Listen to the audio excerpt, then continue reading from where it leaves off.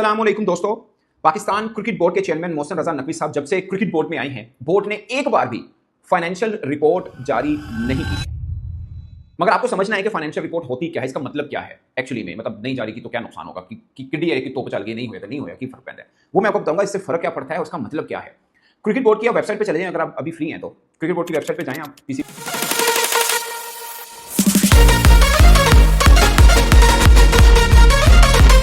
साल नजर आएगी। जोन सी मर्जी बरस की आप खोल सकते हैं कि ये फाइनेंशियल रिपोर्ट है। लास्ट 2023 की मिलेगी, उसके बाद फाइनेंशियल रिपोर्ट नहीं मिलेगी।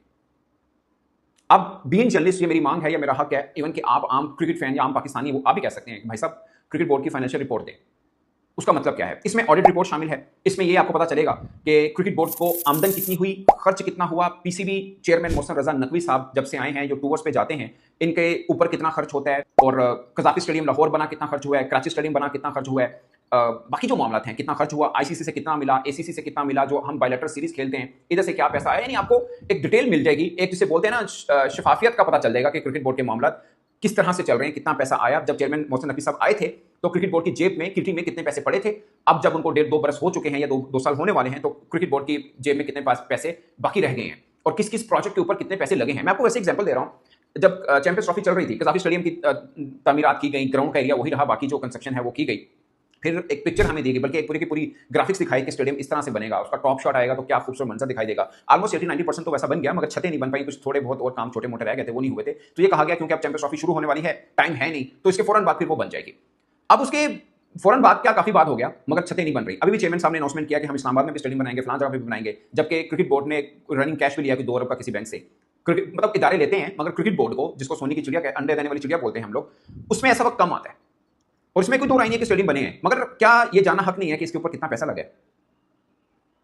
क्या मतलब हम ये जान नहीं सकते कि मोहसिन नकवी साहब जब से चेयरमैन आए हैं क्रिकेट बोर्ड का, उनके ऊपर कितना खर्च हुआ है। लाइक चेयरमैन की कोई तनख्वाह नहीं होती, मगर मरात जो होती हैं वो बहुत खास होती हैं। मैं आपको एक और एग्जांपल देता हूं। एक रिपोर्ट शाया हुई और रिपोर्ट आई, उस पर जर्नलिस्ट ने खबर दे दी थी, पाकिस्तान क्रिकेट बोर्ड ने ना, मतलब रिपोर्ट आई थी कि पीसीबी में चेयरमैन के ऊपर क्या खर्च हुआ, और इस पर यह भी हुआ था कि कॉन्फ्लिक्ट ऑफ इंटरेस्ट है, वो इंटीरियर मिनिस्टर के तौर पर भी पैसे ले रहे हैं, चेयरमैन पीसीबी के तौर पर भी पैसे ले रहे हैं, एक ही बंदा 2 जगहों से पैसे। ये रिपोर्ट जब शाया हुई थी, उस पर एक जर्नलिस्ट ने अखबार में वो लगा दी थी, उस पर वो जर्नलिस्ट बैन हो गया था।